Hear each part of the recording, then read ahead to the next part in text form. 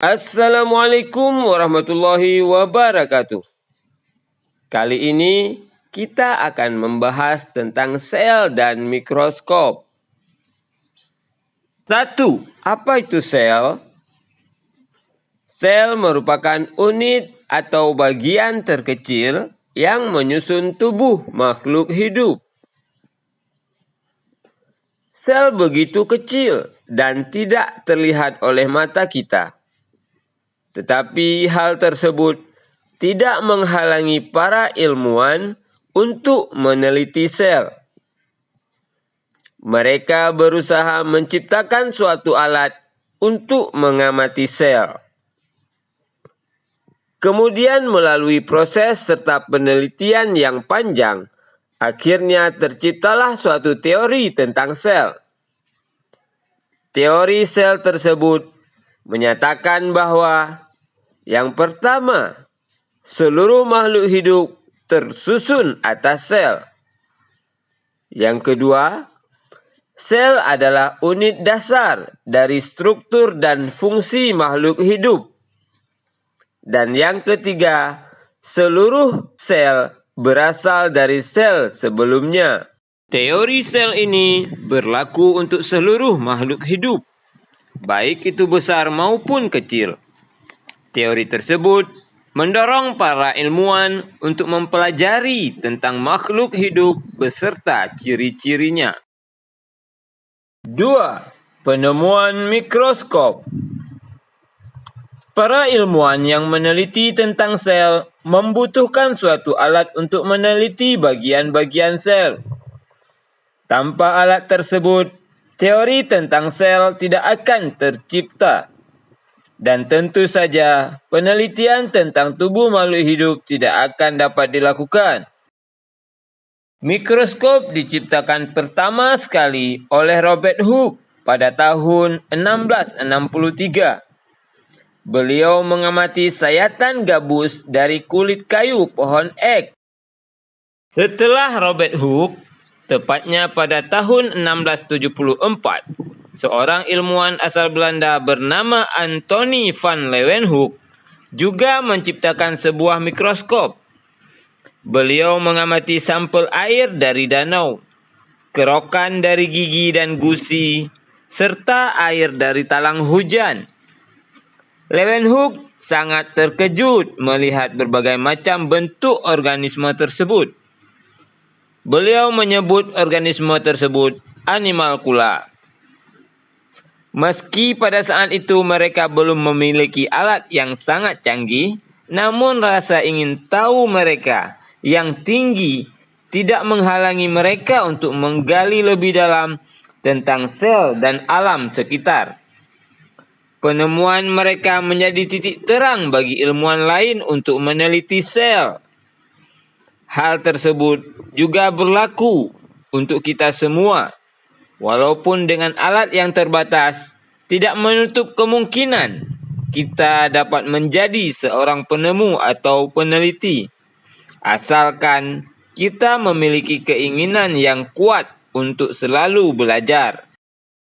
3. Mikroskop cahaya dan mikroskop elektron. Setelah penemuan mikroskop dari Robert Hooke dan Anthony van Leeuwenhoek, para ilmuwan berlomba-lomba untuk menciptakan mikroskop serta mengamati makhluk hidup di sekitar mereka. Segala sesuatu yang hanya dapat diamati di bawah mikroskop disebut mikroskopis, baik itu benda mati ataupun makhluk hidup. Beberapa mikroskop menggunakan cahaya yang merambat melalui lensa untuk menghasilkan suatu bayangan yang diperbesar. Mikroskop tersebut dinamakan mikroskop cahaya. Mikroskop cahaya dibagi menjadi dua jenis, yaitu mikroskop monokuler dan mikroskop binokuler.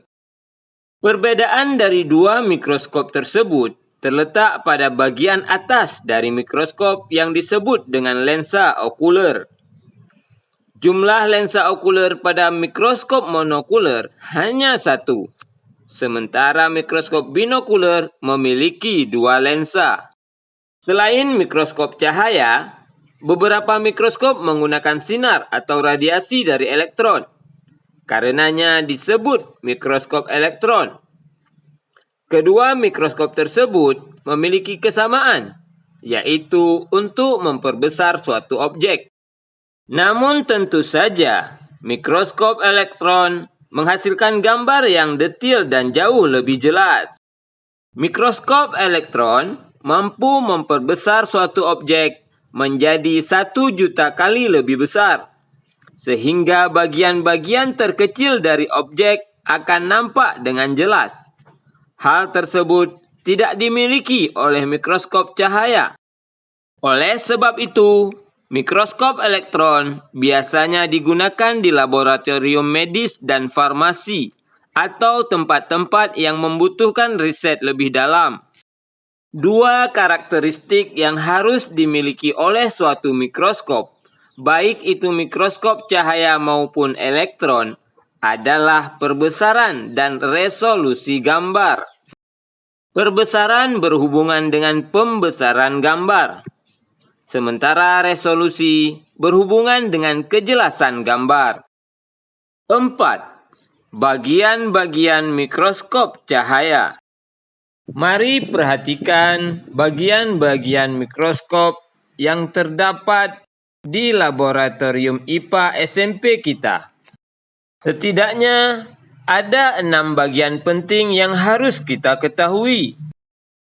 Yang pertama, lensa okuler, berfungsi memperbesar penampakan objek. Yang kedua, lensa objek, berfungsi untuk memperbesar objek. Yang ketiga, meja objek, berfungsi untuk meletakkan objek. Yang keempat, cermin, berfungsi untuk memantulkan cahaya dari luar ke dalam lensa. Yang kelima, lengan, merupakan bagian untuk dipegang ketika mengangkat mikroskop. Dan yang keenam, dasar mikroskop, untuk menjaga kedudukan mikroskop. Mari kita pelajari cara menghitung perbesaran total mikroskop. Jika perbesaran lensa okuler 10 kali dan perbesaran lensa objektif 4 kali, maka perbesaran totalnya 40 kali. Selanjutnya, jika perbesaran lensa okuler 10 kali dan perbesaran lensa objektif 10 kali, maka perbesaran totalnya 100 kali. Selanjutnya, jika perbesaran lensa okuler 10 kali dan perbesaran lensa objektif 40 kali, maka perbesaran totalnya 400 kali. Sekian pembahasan kita tentang sel dan mikroskop. Sampai jumpa di lain kesempatan.